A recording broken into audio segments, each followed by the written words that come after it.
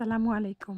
খাবারের শেষ পাতে যদি এরকম একটি টমেটোর টক বা খাট্টা হয় তাহলে কিন্তু খাবারটা একদমই জমে যায়। আর এই টমেটোর খাট্টা বা টকটি আমি রান্না করেছি ভাজা মৃগেল মাছ দিয়ে। তো যারা এইভাবে কখনো ট্রাই করেনি, আশা করছি ট্রাই করে কমেন্ট সেকশনে আমাকে কমেন্ট করে জানাবেন। আর এটি দেখতে যতটা সুন্দর হয়েছে, খেতে কিন্তু তার চাইতেও বেশি মুখরোচক হয়েছে। তো বরাবরের মতো রিকোয়েস্ট থাকবে, অবশ্যই রেসিপিতে লাইক দিয়ে দেখা শুরু করবেন। তাহলে চলুন কথা না বাড়িয়ে শুরু করা যাক। তো টকটা রান্না করার জন্য এখানে আমি 1 কেজি বড় সাইজের টমেটো 4 টুকরো করে কেটে নিয়েছি। তো আপনারা টমেটোর সাইজ অনুযায়ী কেটে নেবেন। এছাড়া এখানে মাথা সহ বেশ কিছু মৃগেল মাছ আমি ভেজে নিয়েছি। তো মাছটা অবশ্যই ভেজে নেবেন, এতে করে মাছের ভেতরে যে আষ্টে গন্ধ আছে সেটি চলে যাবে। তো মাছ এবং টমেটো ছাড়া আর যা যা লাগবে আমি রান্না করতে করতে আপনাদের সাথে শেয়ার করে নিব। এবারে আমি একটি ননস্টিক কুকার বসিয়ে দিলাম এবং কুকারের মধ্যে টমেটোর টকটা রান্না করার জন্য 1/2 কাপের মতো তেল অ্যাড করে দিলাম। তো চুলার আঁচ মিডিয়ামে রেখে তেলটা যখন গরম হয়ে গেছে, প্রথমেই অ্যাড করে দিচ্ছি রসুন পেস্ট। তো আমি এখানে 1 টেবিল চামচের মতো রসুন পেস্ট অ্যাড করে দিয়েছি। তারপর আমি অ্যাড করে দিচ্ছি 1 কাপের মতো পেঁয়াজ পেস্ট। আর অবশ্যই টমেটোর টকের মধ্যে রসুন পেস্টটা বেশি করে দিয়ে দিবেন, এতে করে খেতে খুব বেশি ভালো লাগবে। দিয়ে দিলাম লবণ স্বাদ মতো। তারপর আমি চুলার আঁচ মিডিয়াম রেখে মশলাটাকে বেশ কিছুক্ষণ ভেজে নিব, যাতে পেঁয়াজ এবং রসুনের র ফ্লেভারটা চলে যায়। এই পর্যায়ে আমি এখানে অ্যাড করে দিচ্ছি 1.5 চা চামচ ধনিয়া গুঁড়া, 1 চা চামচ হলুদের গুঁড়া এবং 1/2 চা চামচ মরিচের গুঁড়া। যেহেতু আমি টক রান্না করছি সেজন্য ঝালের পরিমাণটা কমিয়ে দিয়েছি।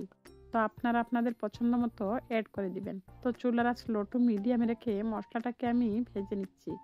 তো ঢাকনা দিয়ে আমি ঢেকে দিলাম 2 মিনিটের জন্য, যাতে মশলার র ফ্লেভারটা চলে যায়। তো ফিরে আসলাম 2 মিনিট পর। দেখুন মশলাটাও কিন্তু ভাজা ভাজা হয়ে গেছে এবং সুন্দর একটি এরোমা বের হয়েছে মশলার ভেতর থেকে।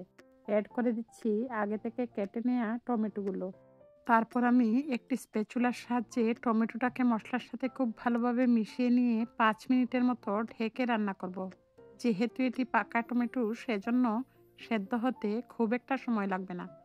তো ফিরে আসলাম 5 মিনিট পর।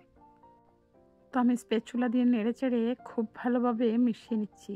আর যেহেতু এগুলো খুব পাকা টমেটো, সেজন্য এটি সেদ্ধ হতে খুব একটা সময় লাগবে না।